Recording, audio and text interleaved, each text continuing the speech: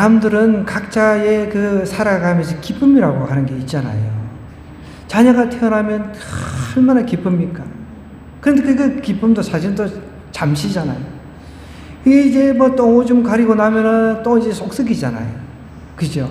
이 기쁨이 그 순간에 잠시 기쁨이 이제 싹 지나간다는 말이에요.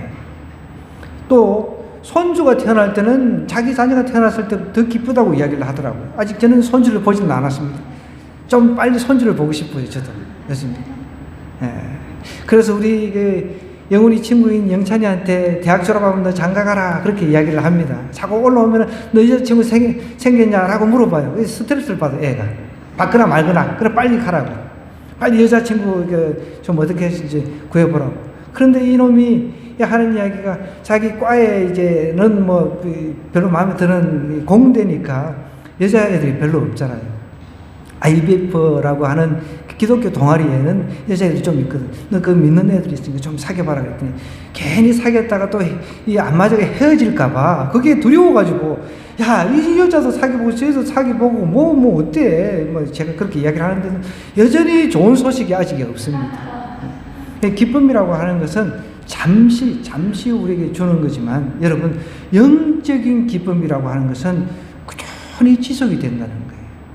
그래서 우리는 이 영적 기쁨을 누려야 돼요. 근데 사람들이 이 영적 기쁨을 누리지는 못한다는 겁니다. 차길령 선생님이라고 수학에서 아주 유명한 일타 강사라고 하는 분이 있어요. 수학사부.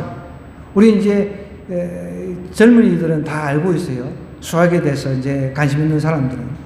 근데 이분이 쓴 책을 제가 읽어보니까 이분이 돈도 많이 벌었을 것 아닙니까? 돈도 많고 유명해졌고 유명인사가 된 거예요. 수학사부에다가 차수학 그 다음에 이제 지금은 이제 미션 수학을 교회에 도입해서 이제 하시는 분인데 제가 이제 그분이 쓴 책을 최근에 이제 쭉 훑어보니까 그분이 이런 간증을 했어요. 자기가 뭔가 좀 해외 나가서 남들이 누려보지 못했던 그런 여행들을 좀 하고 그렇게 하면 자기의 기쁨이 있을 것 같아가지고 그렇게 해외 나가서 막 여행도 하고 그렇게 했지만은 기쁨이 없더라는 거예요. 기쁨이 없더라는 거예요.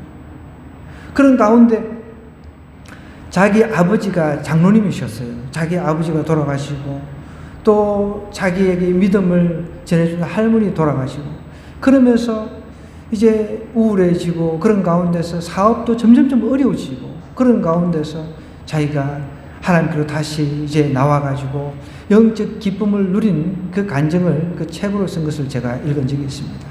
여러분, 우리는 살아가면서 일시적인 그 기쁨, 우리에게 잠깐 나에게 기쁨 주는 그걸로 만족해서는 안 된다는 거예요.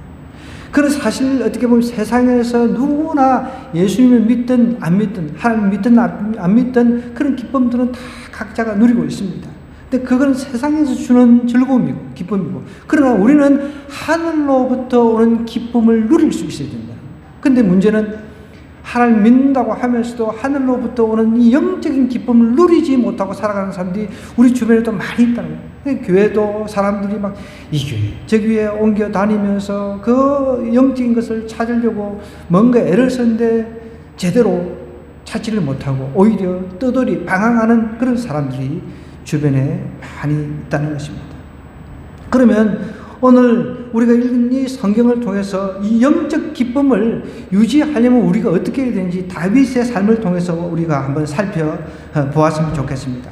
오늘 우리가 읽은 이 이야기는 유명하지만 사람들이 안 유명한 것처럼 많이 안 읽은 성경이에요.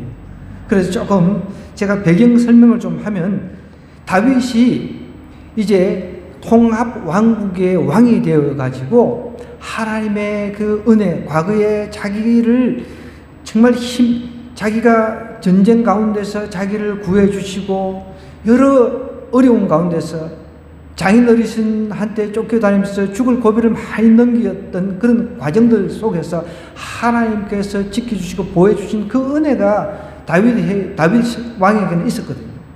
그래서 하나님의 그 은혜를 잊지 않아가지고 하나님의 그 임재의 상징, 하나님이 함께 하신다는 그 상징, 법궤라고 하는 그 언약궤, 법궤, 그러니까 똑같은 말이 언약궤, 법궤, 그것을 이제 다윗 성에다가 안치하려고 그것을 모셔오는 그런 이야기예요.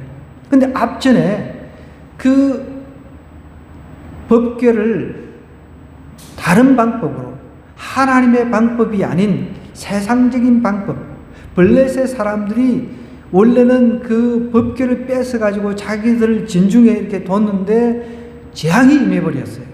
그래서 이거 안 되겠다. 이 법궤라고 하는 거 놔뒀다가는 우리 다 망하겠구나. 사람들이 막 죽어 나자빠지니까 안 되잖아요. 그래서 소에다가 이제 수레 알죠, 여러분? 소에다가 이제 수레를 이제 다 이렇게 얹어가지고 거기다가 법궤를 이제 얹어가지고 그냥 떠나보낸 거예요.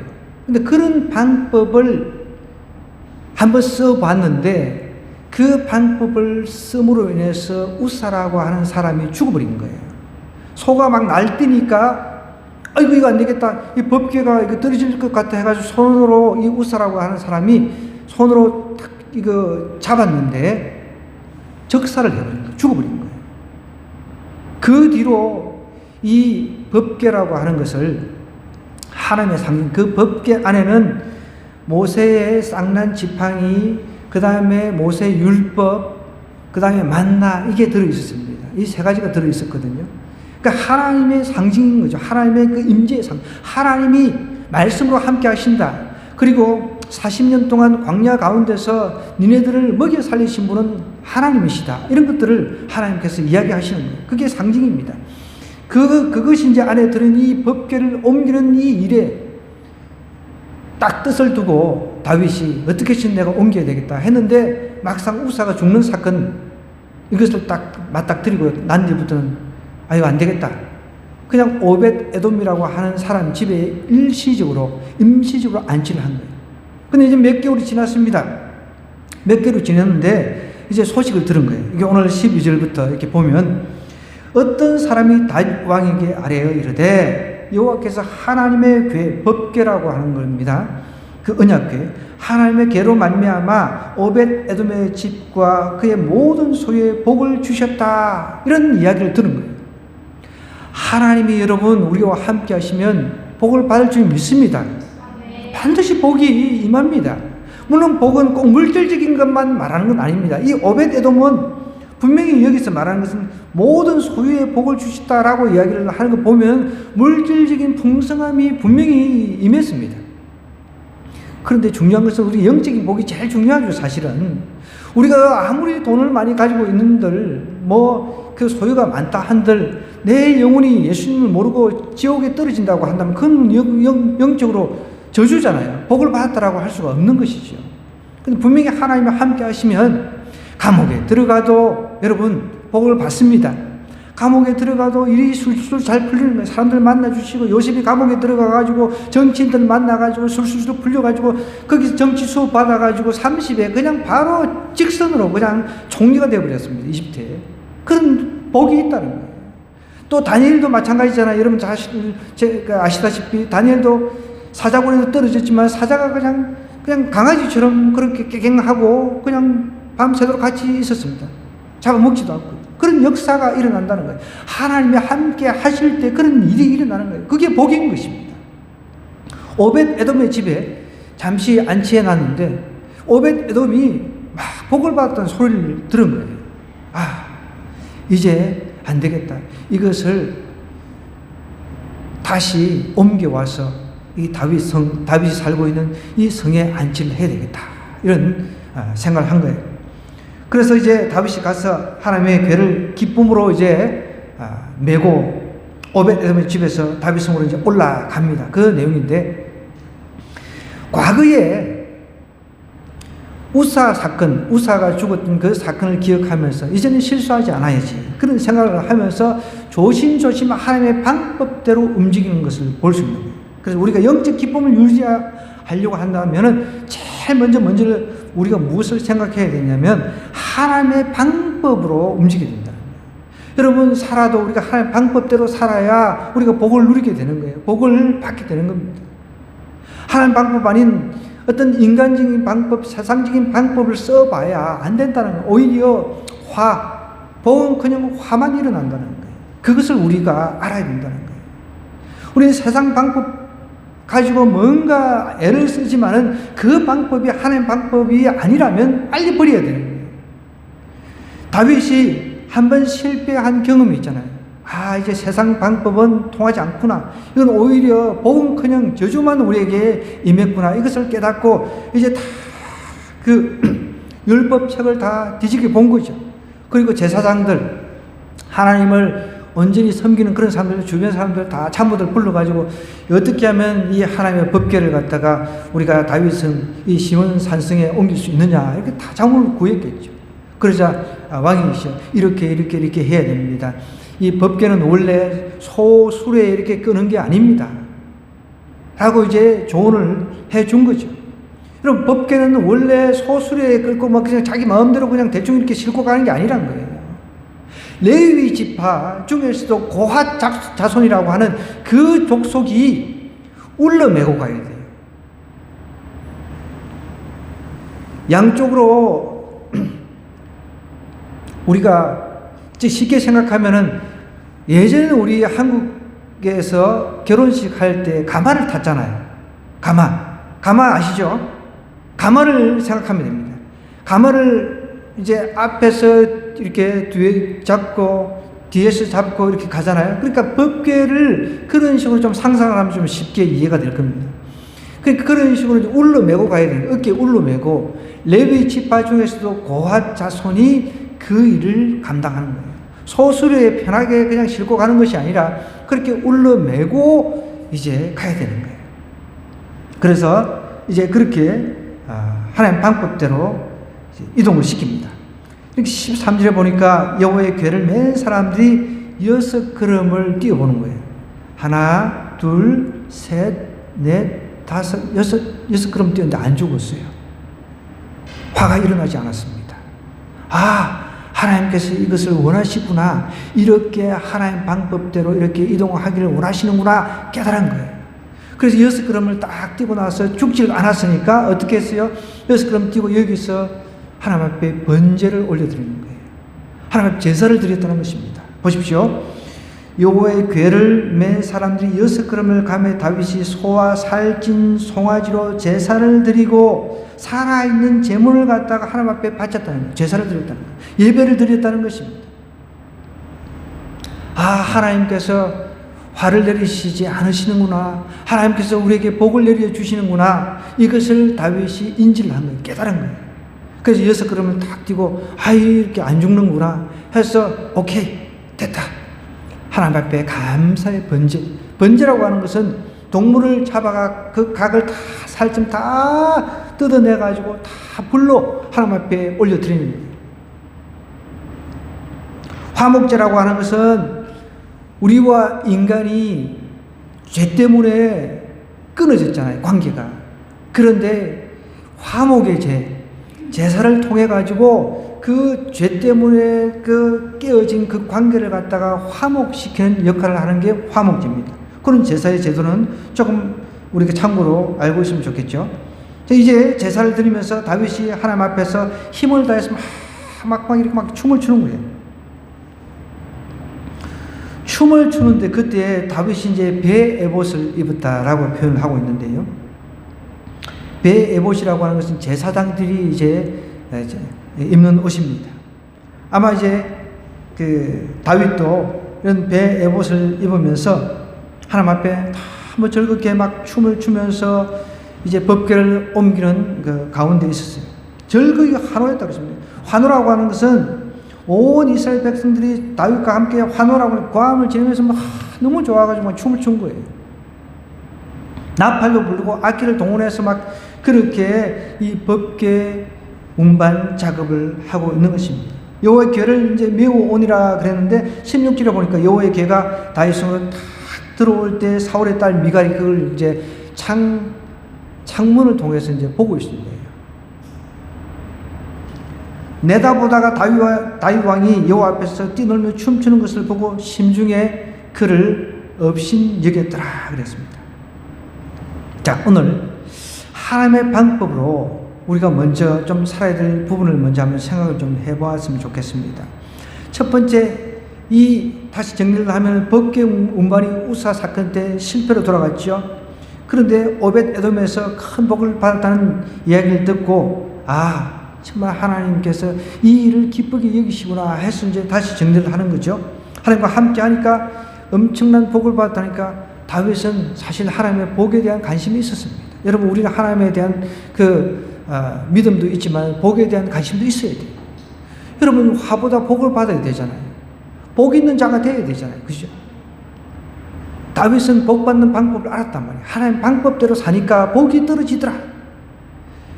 여러분, 복을 중국 사람들, 제가 이제 중어 중문학을 했잖아요. 중국 사람들은 복자를 갖다가 한문으로 복자를 거꾸로 이렇게 집 앞에 붙여놔요. 그럼 복이 떨어집니까? 그렇게 믿는 거죠. 미신이죠. 복자를 거꾸로 써가지고 집 앞에 붙여놓습니다. 그럼 복이 떨어집니까? 복이 그렇게 떨어지는 게 아니죠. 우리는 하나님의 방법을 할 때 복이 우리에게 주어진다는 것 반드시 알아야 돼요. 복의 주체는 하나님이죠. 복을 주시는 분은 하나님이시거든요. 세상에 뭐 어떤 것들이 우리에게 복을 줄 수가 있습니까? 복은 하나님만 주시는 거예요. 다윗은 그걸 잘 알고 있었던 사람이에요. 그래서 이렇게 하니까 하나님께 복을 주시는, 옳거니 이렇게 하자 해가지고 참모도 불러가지고 이렇게 이제 성주 법궤를 옮기게 된 거예요. 여러분, 우리는 살아가면서 내가 원하는 방법을 써서 복을 받으려고 하는 경우가 참 많이 있습니다. 신앙생활도 내가 내 뜻대로 원해가지고 하나님의 복을 받아내려고 하는 경우가 참 많다는 것이죠. 이거 조심해야 됩니다. 이거 조심해야 됩니다. 하나님의 방법대로 살지 못하게 하는 법들이 우리 주변에 너무 널려 있잖아요. 그죠? 법대로 살면 이 법대로 살면 내가 이익을 볼 수 없다라고 생각하는 우리 믿는 자들도 있다는 거예요. 대부분 법대로 살면 손해만 본다라고 생각하는 사람들이 아직도 우리 믿는 사람 속에서도 많이 있다는 것입니다. 법을 어겨가면서 요령껏 해야 된다는 거예요. 저도 어떤 때 굉장히 좀 불편할 때가 있습니다. 예를 들어서 믿는 사람, 분명히 제가 이제 사람들 만나면 파악을 하거든요. 제 관심은 오직 그겁니다. 이 사람이 예수님 믿느냐 안 믿느냐 오직 항상 그 관심이에요. 예수님을 안 믿으면 어떻게 했는지 예수님을 전해주려고 하는데, 이 이야기 하다 보면, 이 사람이 예수님 믿는 거구나. 그러면 이제, 편하게 이제, 또 제가 이제 신문을 밝히면서 이렇게 뭐 하는데, 그러면 이제 보통 신문을 밝히기 전에, 예를 들어서 이제, 금액을 갖다 계산해서 결제를 하려고 하면은, 보통 그렇게 이야기를 합니다. 현금 달라고. 여러분, 현금을 달라고 하는 것은 탈세를 하겠다는 겁니다. 우리 믿는 사람은 그렇게 하면 안 되죠. 항상 수입이 있는 곳에는 세금이 달라붙어야 되잖아요. 그죠? 우리는 세금 내는 거, 우리 어떨 때는 아깝죠. 그렇지만 내가 낸 세금을 통해서 나 같은 어려운 사람들도 도움을 받는 거예요. 그죠? 우리 같이 어려운 사람들 도움 받는 거예요. 그것을 아셔야 된다. 우리 믿는 사람들이 그런 유혹이 굉장히 많이 빠지거든요. 최근에도 제가 울산에 가서 차를 고치는데 우리 아이 영찬이 타고 다니는 차, 19년째인데 너무 오래돼가지고 그걸 고치는데 이제 금액이 꽤 나왔단 말이에요. 그래서 이제 현금으로 좀 찾아달라는 거예요. 저는 현금도 없었고 현금으로 좀 찾아달라고 이야기를 하는 거예요. 우리가 할 수 있는 것이 어떻게 하신지 막 할부해가지고 몇 개월이라도 무이자 그런 걸 좋아하잖아요. 할부 몇 개월 무이자 3개월 이자 이런 거는 좀 덜 부담스럽잖아. 나눠서 이렇게 낼 수 있으니까.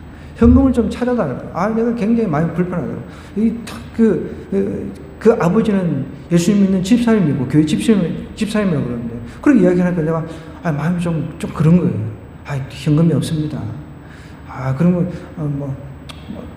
어떻게 할 수가 없네요. 뭐 그런 거죠. 여러분, 우리 믿는 사람들도 이런데 하나님 방법 아닌 것에 유혹될 때가 참 많이 있습니다. 이거 단호히 놓아야 돼. 지혜롭게 해야 돼. 지혜롭게. 나는 예수 믿으니까 나는 정확하게 내겠습니다. 이렇게 그럼 니 잘났는데 이런 소리를 할 수 있으니까 그냥 사실 돈이 없습니다. 현금이 없습니다. 카드로 결제하겠습니다. 이렇게 그냥 지혜롭게 하는 것이죠. 여러분, 신앙 양심을 지키면서 살아가는 것 얼마나 어렵습니까? 그러나 하나님의 법대로 해야 복을 받는 것을 사실 꼭 기억해야 돼요. 권주역이라고 하는 분, 여러분, 저도 처음 들어봤는데, 최근에 제가 그 일간지 신문에서 읽은 그 기사인데, 이분이 이건산업이라고 하는, 이건산업이라고 하는 그런 회사의 사장까지 올라가신 분이에요. 목재, 그러니까 합판 만들고 그 수출하고 뭐 그런 나무와 관련된 그런 일들을 하시는 그 기업의 사장까지 올라가신 분이에요. 이분의 이제 글을 쭉 읽으면서 정말 대단하다. 하나님께서 하시는 일이 참 대단하다.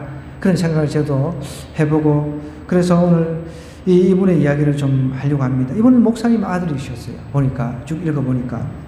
국내 한 합판 회사의 말단 직원으로 취직을 해서 솔로몬 제도라고 하는 그 초이셸 섬이라고 하는 이곳에서 원목을 수출하는데 개척자가 된 거예요, 이분이 이제 만 70세니까 지금 우리나라 나이로는 71세가 되겠죠. 만 70세가 되신 분인데, 나중에 이분이 이 원목 수출하는 거기에 이제 개척자가 돼가지고 우리 한국 정부 관계자, 그리고 현지인들, 그 원주민들 추천을 받아가지고 대영 제국 표창장까지 받으신 분이래요, 이분이 이제 열대 자원 개척의 신화자다라고 해서 칭송을 받는 사람입니다. 열대 자원 개척의 신화로 이렇게 불리는 분이에요. 이분은 원래 육군사관학교에 들어가려고 했대요. 육군사관학교. 군인이 되는 게 꿈이었다는 거예요. 그런데 주일날 육사 시험을 치르는 거예요. 그래서 자기는 주일날은 시험 안 친다. 딱 결정하고 포기를 하고 서울대, 농대, 그 임산가공학과가 있나 봐요. 임산가공학과에 들어갔답니다. 그래서 이제 1987년도에 신혼 초에 파푸아 뉴기니로 유학을 떠납니다. 신혼 초에. 주일에는 회사 일을 포함해서 사사로운 일은 절대 하지 않는 게 성경 말씀이기 때문에 이 사람은 지금도 그것을 실천하고 있다는 거예요. 70된 이분은 지금도 그것을 철저히 실천하고 있는 거예요. 그래서 이제 육사는 가지를 못하고 이제 군대 제대 후에 대기업들 보통 입사 시험을 또 치르잖아요. 입사 시험을 치르는데 또 다 주일에 시험을 치르더라는 거예요. 그래서 다 포기를 한 겁니다. 그런데 신기하게도 합판 목재 회사들은 평일에 입사 시험을 치더라는 거예요. 그래가지고 이거는 운명이다라고 느낌이 들었답니다. 그래서 이제 면접관이 이렇게 면접을 보는데 이렇게 이야기를 하더래요. 우리는 수출 기업이기 때문에 급하게 배가 들어와서 선적을 한다거나 하면 일요일에도 나와야 되는데 할 수 있냐라고 하길래 나는 안 갑니다. 나는 안 나갑니다. 이렇게 딱 잘라 이야기를 했답니다. 이제 떨어졌구나 했는데 자기를 부르더래요. 하나님의 은혜인 거죠. 떨어지는 줄 알았다는 거죠. 그런데 합격 통보를 받았다는 것입니다. 이게 하나님의 역사인 것입니다. 이분이 사장까지 성전의 스토리는 참 배울 점이 많습니다.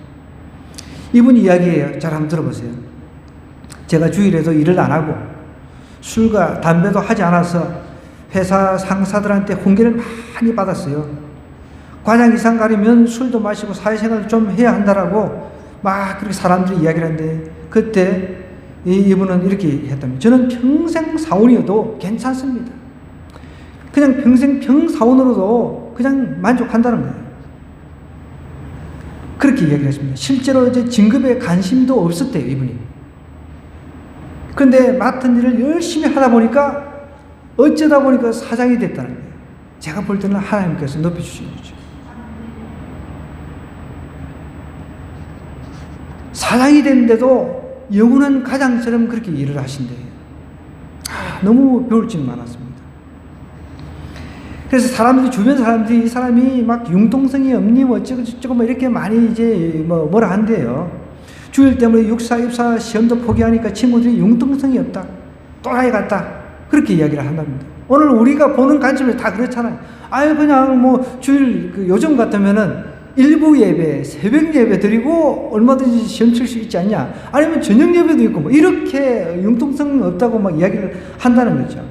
그런데 이제 40살쯤 되었어도 이런 이야기를 하니까, 그때야 사람들은 주일 지키며 산다라고 하니까 다들 대단하다라고 이제 인정을 하더라는 거예요.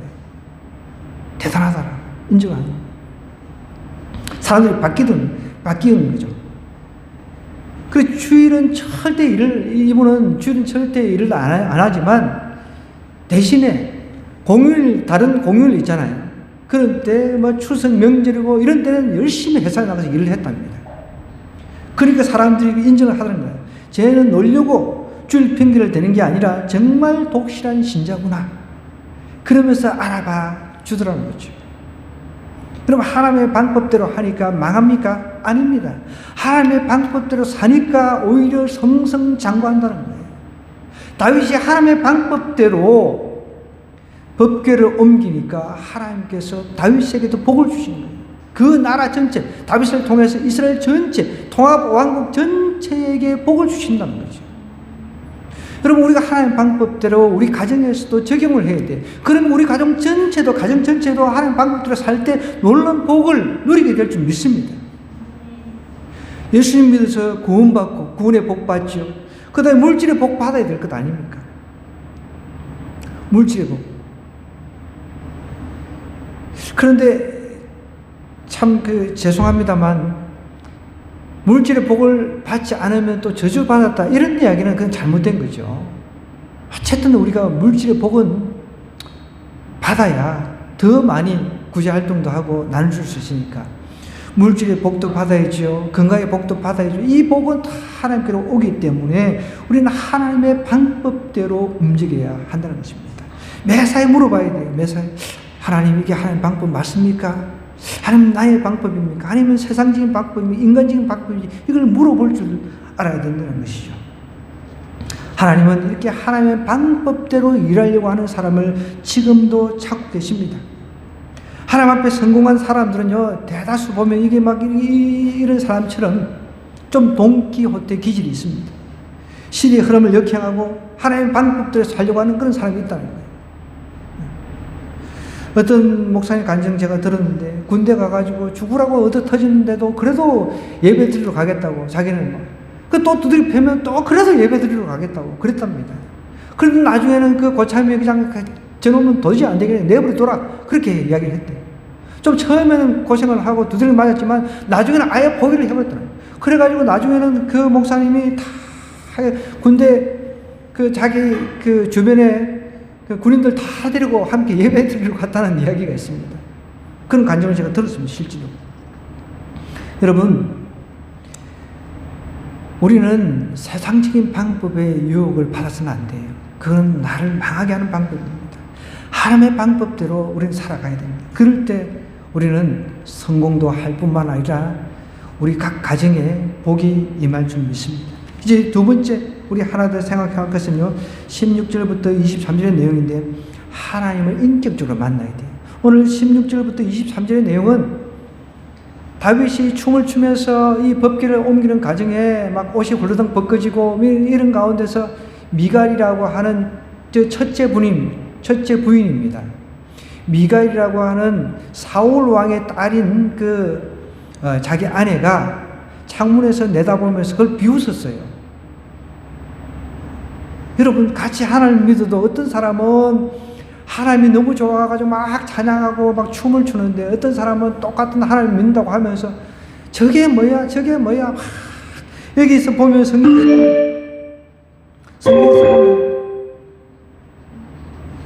성경이 이렇게 이야기를 하고 있어요. 18절 19절 한번 보겠습니다.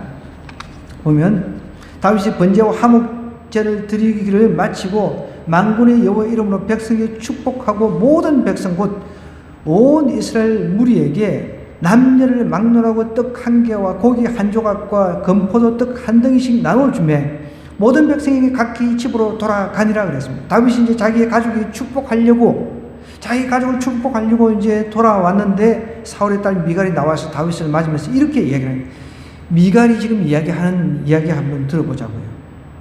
오늘 어떻게 왕이 영화로우신지 좀 비꼬는 겁니다. 사실 이 무거워지다 이런 뜻이 있습니다. 원어의 그 의미는 영화로우신지 방탕한 자가, 여러분 방탕한 이런 뜻은요, 정신 나간 바보 이런 이야기입니다. 자기 남편한테 정신 나간 인간 바보 이렇게 지금 대놓고 이야기를 하는 거예요. 방탕한 자가 염치 없이 자기의 몸을 드러내는 것처럼 오늘 그의 신복의 계집종의 눈앞에서 몸을 드러내셨도다 이렇게 이야기를 하는 거예요. 영적으로 너무 하나님 앞에 기뻐가지고 즐거워가지고 막 춤을 추고 막 악기 동원해서 막 자기는 체면하고 상관없이. 그런데 이 사울의 딸인 이 미갈은 그래도 왕족의 혈통이 있다고, 그래서 이 목동 출신 이 다윗을 어떻게 보면 깔아뭉개는 거죠. 마음속으로 굉장히 천하게 취급합니다. 아이고 천한 목동 출신, 그러면 그렇지. 이런 좀 유의 지금 이야기를 하고 있는 거죠. 다윗이 기분 얼마나 상했겠습니까? 지금 하나님 앞에 그 하나님 진심을 다 아시니까 하나님 앞에 자기가 기뻐서 하나님을 찬양하고 막 춤을 추는 그것을 갖다가 오히려 업신이기고 그렇게 바보 취급하니까 다윗이 너무 열받아가지고 너하고 같이 안 살아. 그냥 평생 그냥 너 마음대로 혼자 살아라. 이렇게 아예 잠자리도 같이 안 한 거죠. 평생 이 미갈이 애도 못 낳고 비참하게 살았습니다. 여러분 그때 당시, 오늘날 우리가 애 못 낳는 거 그런 그렇게 뭐 흠이 아니잖아요. 근데 그때 당시는 애 못 낳는 것은 저주였습니다. 저주. 주변 사람들이, 궁녀들이 그러지 않았겠습니까? 쟤는 왕한테 버림받은 여자야. 저 여자는 왕한테 버림받은 여자야. 그렇게 아마 손가락질을 당하고 살았을 겁니다. 그렇지 뭐 어떡합니까? 때는 늦었는데. 계집종의 눈앞에서 그 옷 홀러덩 벗겨진 그걸 갖다가 이제 막 지적을 한 것이죠. 다윗이 21절에 이렇게 이야기합니다. 다윗이 미갈에게 이르되 이는 여호와 앞에서 한 것이다. 네 앞에서 한 것이 아니라는 거예요. 미갈 당신 앞에서 한 것이 아니라는 거예요. 하나님 앞에서 한 것이다 라고 이야기를 합니다. 여러분 미갈이 누굽니까? 미갈. 도레미파 그 미갈. 미갈은요, 다윗이 자기 장인한테 쫓겨다니고 자기 장인이 자기를 죽이려고 할 때 살려줬던 여자예요. 그래 애착이 있습니다. 첫 여자고, 그리고 그 남자의 그 표피를 잘라가지고 죽여가지고 블레셋 사람들 죽이고 목숨 걸고 결혼한 사람이 미갈이 애착이 있습니다. 그런데도 이 한 소리에 다윗이 열받은 거예요. 하나님 앞에 한 것을 갖다가 비아냥거리고 업신여기니까 이 한 소리에 딱 선을 그어버린 겁니다. 그럼 우리가 조심해야 됩니다. 정말 하나님을 인격적으로 만나지 않은 이 미갈을 보면은 하나님을 인격적으로 만나야 돼요. 우리도 하나님을 인격적으로 만나지 못하면 우리가 하는 그 종교 행위, 자기는 정말 하나님을 잘 믿고 있다 생각하면서 남들이 기뻐서 뛰고 찬양하고 손뼉치고 막 이런 것을 이해를 못하는 거죠. 비난합니다. 업신여깁니다. 우리는 이걸 조심해야 돼요.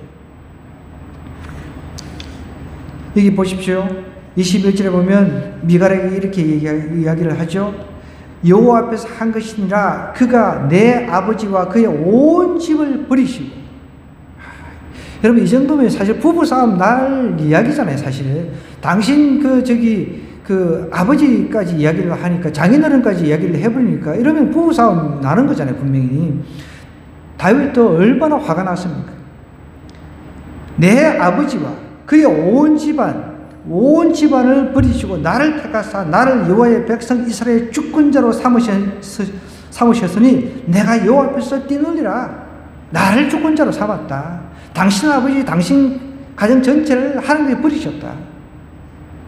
다 그렇게 선포를 해버립니다.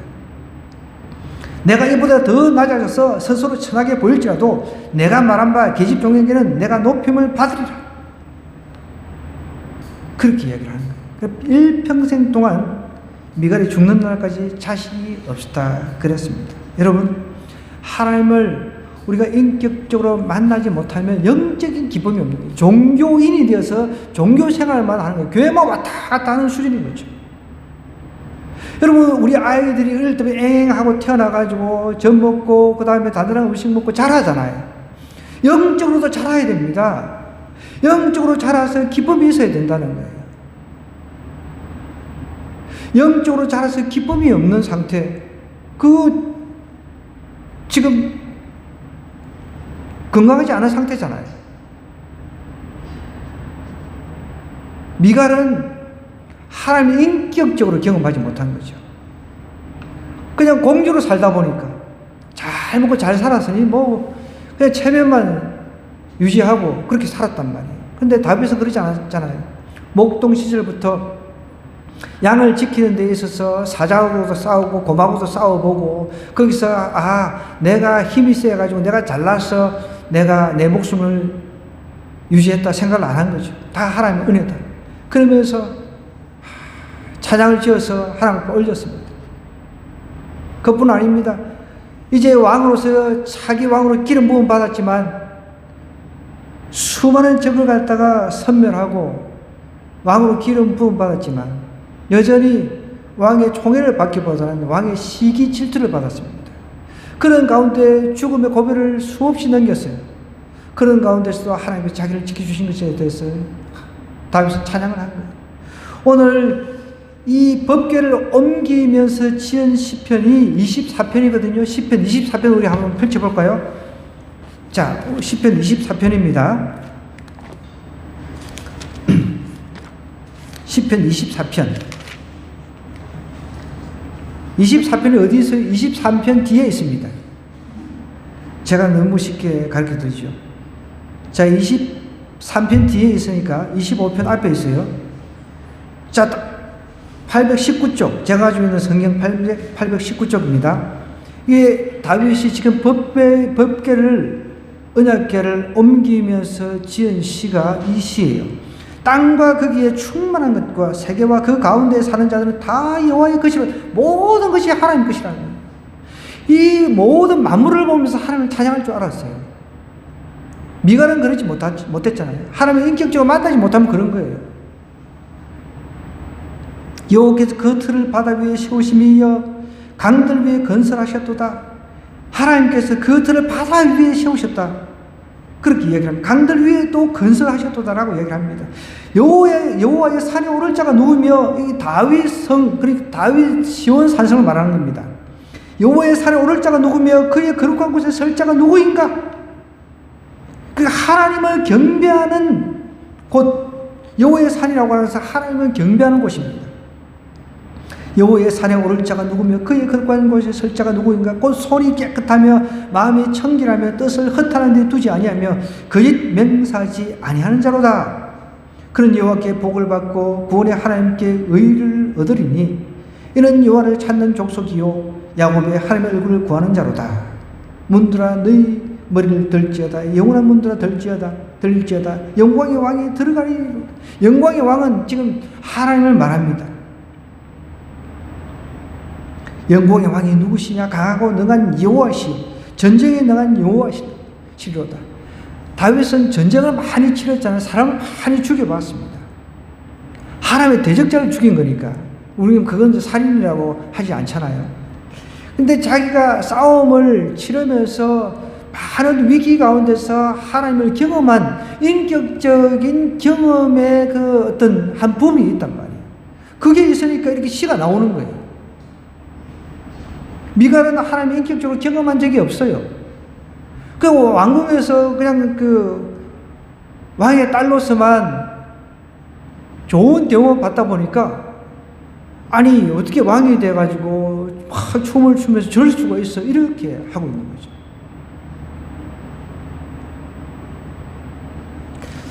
그럼 우리는 하나님을 인격적으로 만나야 됩니다. 사도 바울은 하나님을 인격적으로 만났잖아요. 다메섹 도상에서 예수 그리스도, 부활하신 예수 그리스도 인격적으로 만났어요. 그 인격적으로 만나니까 뒤집어진 거예요, 삶이. 부활하신 예수 그리스도를 만나니까 자기의 삶 뒤돌아보면 이게 다 헛되고 헛된 거죠. 그래서 오직 죽는 그 순간까지, 순교당하는 그 순간까지 그리스도 예수를 선포하고 증거하다가 인생을 끝냈습니다. 우리는 하나님을 인격적으로 만나야 돼요. 어떻게 인격적으로 만납니까? 그거는 여러분 기도하면서 하나님의 그 능력 대신 그 하나님의 그 주권에 맡겨야죠. 아까 전에 제가 서두에 차기련 선생님 이야기했습니다. 그래서 이분이 자기 아버지 돌아가시고 할머니 돌아가시고 어떻게 보면 영적 멘토잖아요. 다 돌아가시고 뭐 일도 안 돼요. 사업도 막 엄청나게 많이 다 확장했는 게 다 안 돼요. 그런 가운데 하나님 앞에 엎드렸습니다. 꿇어 엎드렸습니다. 기도했습니다. 정말 막 뜨겁게 기도했어요. 그래서 하나님 찾아오신 거예요. 하나님을 인격적으로 만나니까 거기서부터 오는 그 영적인 그 기쁨이 있잖아요. 그것이 삶의 원동력이 되잖아요. 그 삶의 원동력이 있으니까 어떻게든지 연약한 교회들을 보면 세우려고. 그래서 어려운 교회들 있으면은 미션 수업 도입해가지고 우리도 지금 한 명이 지금 하고 있어요. 우리 의장이 한 명이 하고 있는데 예전에 우리 최경만 목사님이라고 올림 상가했을 때 그 목사님인데도 우리가 설명해야 한다고 그거를 자료를 보내줬더니 거기도 최은찬이거든요. 그 아이가 지금 중학교 2학년인데 그 아이 한 명 한대요. 거기도. 그런 일들을 차결정 선생님이 미션 수학을 통해서 이렇게 제공을 해주는 거예요. 얼마나 대단합니까? 그래서 한 영혼이 미션 수학을 통해서 예수님을 만나고 교회로 나온다고 한다면, 청소년 교회를 나온다고 한다면 하나님께 큰 영광이 되는 것이죠. 여러분, 사무엘상 2장 30절은 이렇게 이야기를 합니다. 나를 존중히 여기는 자를 내가 존중히 여기고 그랬습니다. 하나님을 존중히 여기면 하나님이 우리를 존중히 여겨주시겠다고 분명히 약속하셨어요. 그런데 보십시오. 또 나를, 뒷부분에 이렇게 나옵니다. 나를 멸시하는 자를 내가 경멸히 여기리라 그랬습니다. 하나님을 멸시하면요, 하나님께서 그들도 똑같이 경멸하게 갚아주십니다. 미갈이 어떻게 보면 하나님을 믿는 것처럼 이야기를 했지만은 사실 하나님 믿는 게 아니었어요. 하나님의 인격적으로 만난 경험이 없었다는 것입니다. 여러분, 우리 하나님의 인격적으로 만나야 돼요. 내가 아직도 하나님의 인격적으로 만난 경험이 없다. 그러면 하나님 앞에 나가야죠. 우리 차결정 선생님처럼 하나님, 저를 찾아와 주시옵소서. 저를 인격적으로 만나달라고 간절히 구해야 돼요. 그래서 예수님 인격적으로 만나서 내 삶이 한번 변해야 될 것 아닙니까? 그래서 하나님께로부터 오는 그 복을 누려야 될 것 아닙니까? 건강의 복, 물질의 복, 자녀의 복, 이런 것들을 우리가 누려야 될 것 아닙니까? 여러분, 이런 복들을 좀 누리고 영적인 기쁨을 계속 유지하며 사는 그런 한 주간 되었으면 좋겠습니다. 오늘 말씀 생각하면서 우리 한번 기도하십시다. 특별히 오늘 이 말씀을 듣고 예수님을 영접하기 원하는 분들은 가슴에 손을 얹고 이렇게 저를 따라서 한번 기도하도록 하겠습니다. 사랑하는 하나님, 저는 죄인입니다. 어디에서 와서 무엇 때문에 삶이 어디로 가는지 알지 못하고 방황했습니다. 지금 하나님의 부르심을 받고 믿음으로 가슴에 손을 얹었습니다. 십자가의 보혈로 저를 씻어 주시옵소서. 저를 위하여 죽으시고 저를 위하여 부활하신 예수님을 제 구주로 모셔드립니다. 지금부터 천국 갈 때까지 저를 인도하여 주시옵소서. 저를 구원해 주시니 감사합니다. 예수님 안에서 완전히 이제 새 사람 되었음을 믿습니다. 이제 새 사람으로 살기를 원합니다. 예수님 이름으로 간절히 기도드리옵나이다.